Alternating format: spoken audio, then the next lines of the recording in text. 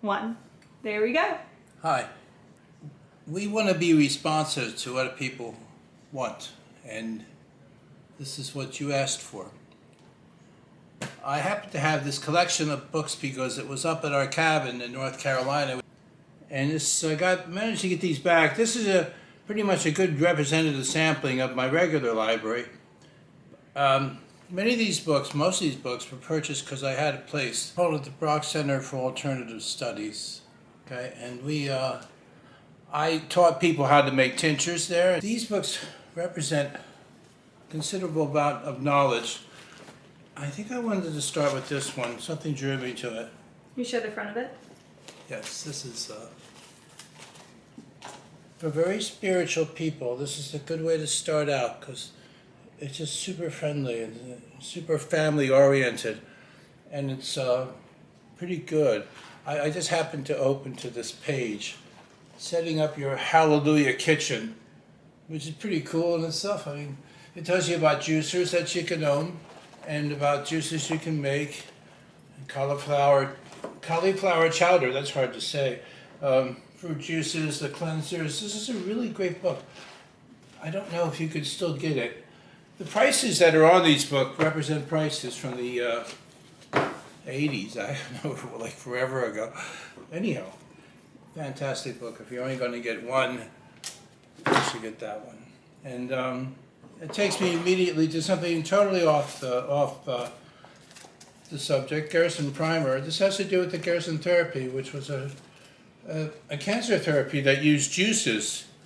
And incredible. Max Gerson was the originator of this, and his daughter kept it alive for years until she was in her 90s. And it is a companion workbook to a cancer therapy from the Gerson Institute. You can find these, you can get these.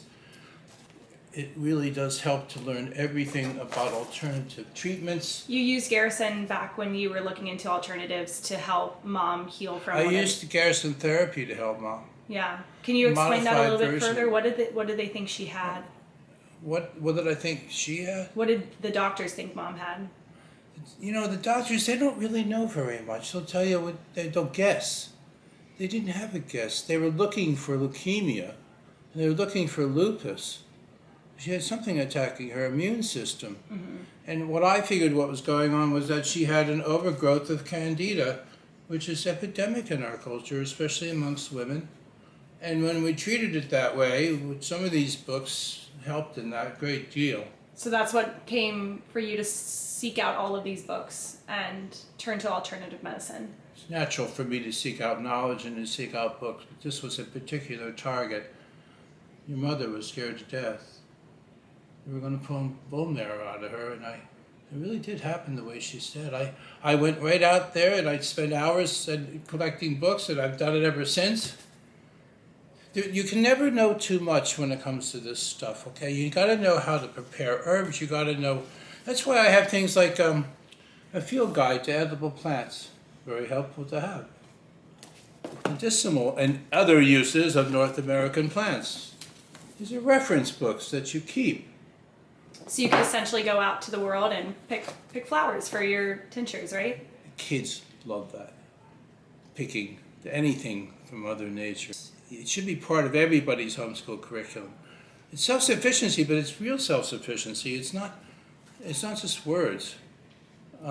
Here's a book on making raw juices. Now, if you're going to do the Gerson therapy, it really helps to know about that. This is a fantastic general herb book that will describe. This is Michael Tierra's book. A wonderful book. You can still find them out there used. What did this book teach you? It will give you each specific herb. You know, they don't all have the same herbs. It's funny, but I used to judge an herb book by if it had lobelia in it or chaparral, which are very rare. This has the standard herbs. It will describe to you like corn silk. Corn silk is a diuretic, and it will tell you that. See right there, properties diuretic. Okay, so it helps to know that you can use Mother Nature to heal yourself. You can't, depending on it. I don't like to depend on human beings. I mean, I am but a messenger, okay? This is a fantastic thing that you'll find in every health food store like 20, 30 years ago. It's big. What's the name of it? This is prescription for new nutritional healing. Well, you can look up your disease, or your malady, mastitis, measles. Whoa. Now, many of these books will avoid mentioning cancer. I'll show you one that was completely edited before. Is it because they get sued, essentially? Well, they just don't want anybody healing themselves. You're not allowed to do anything on your own. So this is a fantastic general purpose reference book. And they did a new one every year or so. I don't know if they still make them. So you can look up, if you have something, you look it up in there? Look it up. They'll give you an idea what herbs to use. Like for instance, here we go. What herbs, recommendations, this is for shingles. Wow. Okay. They recommend lysine, L-lysine, which is amino acid. Can I see that? I'm going to show it to the camera. Sure. So, for example... Will it focus that close, too? Yeah. Let's see. Shingles tells you what herbs to use, supplements, Yes. everything. This is awesome. This is amazing. Yeah. And people bought... Recommendations. They had that book set up in health food stores on a dais, on a little podium. Yeah. And people would go in there, look up their stuff, and then buy the stuff there. It was fantastic. But you bought the book. That's good. What year do you think you bought that? Oh my God. About 1995, 1990. 1995, so before I was born. This one is from 97. This print. Wait, I want that book. I have a lot of great books. This deals with enzymes. Enzymes are the key to life. You need to know about enzymes. It powers everything in your body. And this book is a classic. Who's it by? By Dr. Edward Howe.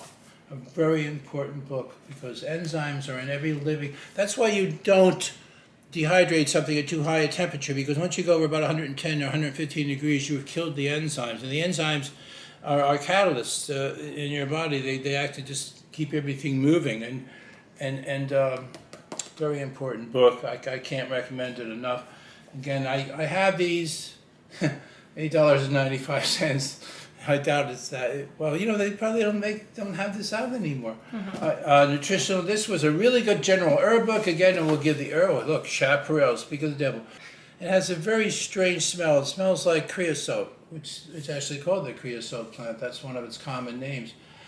Very dangerous plant, but all this is in there, and this is a fantastic general herb book. Who's the author? By Humbart Centillo. It looks like kind of a smaller version of that big one you showed. You look up your symptom. That's an accurate description. Like here we have myrrh, like frankincense and myrrh. Myrrh is a fantastic antiseptic. From the Bible. Right. Well, so is pomegranate and things of that nature. The Herb Lady's Notebook. This was a very popular woman's herb book. Show it. Oh, here we have Joanna Budwick, who was really an expert on flax oil, cancer and other diseases. Joanna Budwick is the one you need to know because that name is pretty well known. This is really important. Traditional foods are your best medicine. That happens to be true. We are genetically programmed to. There are some foods agree with us and some foods don't. Classic thing is dairy. Okay? When the Spanish came, I think they gave cheese to the locals, and they all got sick, and they said, "You're trying to kill us." Well, they were actually trying to kill them, but not from the cheese. Anyhow, traditional foods are your best medicine. Tells you that your ancestry, your genetic makeup from people before you, will help you figure out what diet is best for you, what your body is programmed to accept, understands genetically. It's been there before. Who's that by? This is by Ronald F. Schmid, ND, a nutritional doctor. So it just talks about traditional foods as medicine? It tells you all about, here's one chat, long-lived people of Vilcamba Hunza. The Hunzas are famous for being 100 years in Georgian Russian. This is long before the Blue Zone. Okay, but that's what he's talking about in there. The benefits of raw food, parallels between Pottinger's and Price's work. What is he talking about? I have both books, Pottinger's and Price's book here. This is where the real learning comes in. Since we're on that subject, let's take a look at Price and Pottinger. The Blue Zones are so popular right now, so that was pre-Blue Zone era, right? Yes, I wanted to talk about that because Okinawa which my father happened to be there during World War II at the very end. One of the keys in Okinawa, and I wanted to explain this on a lecture on this, is taking care of old people. Taking care of old people. For some reason, it made them live longer. You figure out why, okay? Nutrition and physical degeneration deals with, this guy went all around the world. Okay, this is a good example. And he got to see the effects of modern food on indigenous people who had never had it before. Wow. Now think about that. Suddenly they got, what's the name of a popular candy that rots your teeth? Name one. Name any one. Nerds. What is it? Nerds. Okay, Clusters. wonderful. Yeah. Okay, and their teeth. This particular picture that I drew to by Providence shows a dental arch. The dental arch is this. Yeah. Now, in people who are very healthy, it is very wide, very arched. Literally an arch. Yes, like you see in these people. Look at it. Yeah. In 1 or 2 generations of eating man's food of commerce, which is how he put it, they didn't have that anymore. They lost that. They lost a lot, but that was emblematic of what they lost. They lost that dental arch. They started to get tooth decay. They started to need dentists. They never needed dentists before. When they got sugar, they needed dentists. Okay. And so whose benefit was it? Here we go. Here's a picture. People missing their teeth. Can you see that? Oh yeah. Wow. And he documented it. Now there is a stone wall somewhere out there in Peru that is built so precisely and so giant blocks of soft stone put together so closely together that you can't put a business card between them. No mortar. This was done thousands of years ago. The first time I ever saw that picture was in here, the picture of that wall, and it's in here somewhere. This is a fantastic reference book. Will you show the front of it and who it's by? Nutrition and Physical Degeneration. It is mentioned over and over again throughout the history of nutritional, alternative healing. The Price Pottinger Foundation was a real place, and then it broke up after that. It took only half the name, but that book is fantastic. This is the book that nobody ever read because it's actually a study. It's a book about a man who did a study. And I cannot tell you the full, there's my microscope right there. Yeah. I took that photograph with the camera adapter I made. I love it. Those are sugar crystals under polarized light. This book tells you a lot of very serious things that I cannot, they're so serious I can't even bring them up right now. I would just say people, if Need you're to read it. need to read it. I need to read it. I have a few of these somewhere. I feel like YouTube would strike us if we talk about it. So if you're interested in that loophole, The ramifications, all what you see, let me put it this way. He fed cats raw food, their natural food, raw meat, raw milk, and then he fed cats processed food. And he did generation after generation, and by the 4th generation, the cats fed off of processed food could no longer reproduce. They had developed problems having uniform offspring. They developed infections. The females became violent. The males became docile. There's a lot in here. Fantastic book for those with curiosity. I like to say semper curiosum, which means always curious. I have this book, which you're not allowed to read, so don't look at it. Okay. Anyhow, I have it, and it exists. Vaccines, are they really safe and effective? This is a great book. A practical, comprehensive guide to herbs, homeopathy, massage, and other alternative remedies. I learned that right there. Drug-free health care for children from birth to age 12. When they're 13, they're on their own, apparently. This is by Julian Scott, PhD. I always like PhD. It sounds like FID when you say it real fast. Did you use that from my brother and I? I'm sure that I had referred to this at some point. You see, a really wise person draws from as many sources as possible. Because then you look for common denominators. You look for things that click. Yeah. And my mind works that way anyhow, because it's way over here and it's way over there. Truly. Herb for the childbearing years. Susan Weed was a wonderful herbalist. This book sold millions of copies, by the way. It talks about, Mom did these things. She used red clover. What was it? There was one herb in particular that would tone up the uterus. And, these are what you could learn from this. This book is, I love this book. This book is wonderful for anybody. For pregnancy. For pregnancy. This is the Bible on herbs for pregnancy. Trust me. I was very curious about this gentleman. He had a Head Start program. Do you remember that? No, of course you would remember that. Head Start was giving kids some nutrition early, okay, because they were not doing well. I guess it's the forefather of a lot of the programs that have now been scrapped. Anyhow, Confessions of a Medical Heretic. This guy stuck his thumb in the face of pediatricians and said, "What are you doing? What are you doing?" And they said, "We're doing what he's doing, and we're doing what he's doing." Kind of like a herd mentality. And he said, "No, I am driven by love and guided by knowledge. Okay, I want to know what you're up to. What is your motivation here?" And I read this book cover to cover. How to Raise a Healthy Child in Spite of Your Doctor. In spite of your doctor. So you read this one cover to cover. Oh God, yeah. Sometimes I glean a book, because you can't. Well, what did that one tell you? It tells you trust your instincts, trust yourself, trust your love, trust. Learn. I mean, you cannot go into a doctor's office and say you're not going to do something they said unless you have some kind of basis on reality, okay? You have to have a strategy based on knowledge. Nutritional herbology, okay? This is fantastic because it breaks down every herb, because those are charts on the, basically the analysis. This is analysis, dear. Like, what has it got in it?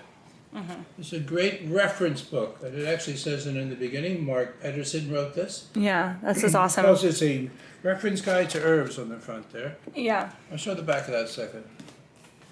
Okay, how and why nutritional analysis, right? Scientific analysis, detailed description of the active principles, how to decipher each herb's herbal properties, and major acupuncture and iridology. Oh my God, you know what that is? Reading the iris. Like your eye. Yes. Oh, wow, cool. So you have it twice. You liked it so much you bought it twice, I see. No, I found it twice.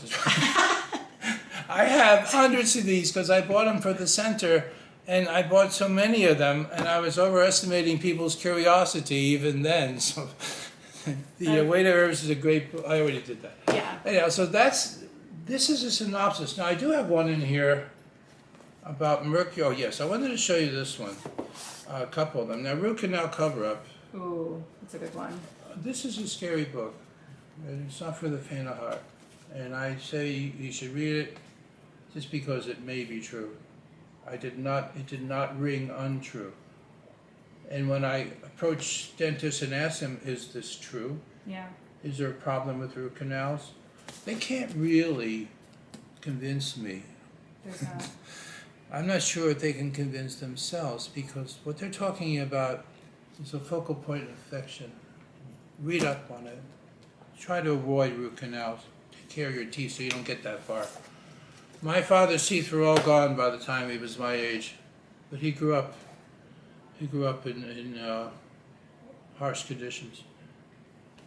Years and years and years ago, I went to my dentist. I didn't want any mercury in my mouth anymore. I wanted him to take out the amalgam, which they called silver fillings back then. They weren't silver. Silver I could have used. They could have given them to me. I would have cashed them in. No, they weren't silver. They were mercury. And they have something in them that makes them bind up and harden. They are not good for you. They were never good for you. I got so much criticism from people on this, you have no idea. They thought I was crazy because I had my amalgams removed. Yes, I was crazy like a fox. Now, it's accepted. Oh, well. Anyhow, learn. Read everything you can. Be a sponge of knowledge. They teach me. Wake up in the morning and say, "Teach me. I need to learn something today." Every day I wake up, I try to fix things. I try to learn something, and I try to fix something. I have 500 pairs of binoculars, 300 of which have been worked on, and I still have another couple of hundred. So I'm good until I'm about 85 at this point. Anyhow, it's almost my 76th birthday. Your birthday's in 2 days. I know.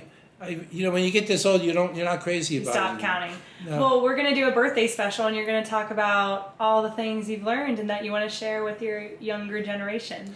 It's going to be spare of the moment, but I want to talk. All of these are spare of the moment. That's by the true. way. I want to talk about a couple of things before. Okay, I want to talk about the war.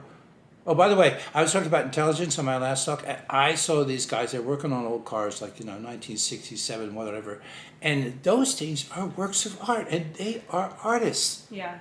That's a type of intelligence. They're leaving themselves. They're leaving an example of their love and their passion when they make those cars gorgeous.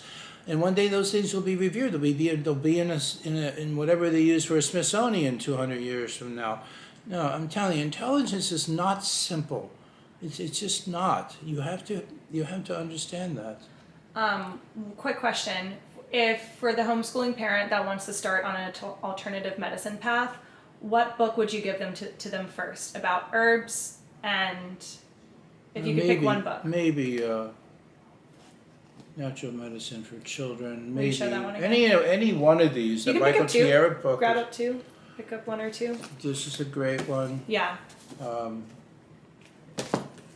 This is a great. I feel like that one was always out on the countertop Yes. growing up. I And remember this, that one. I also like this book quite a bit. Okay. Oh, but I didn't talk about this one.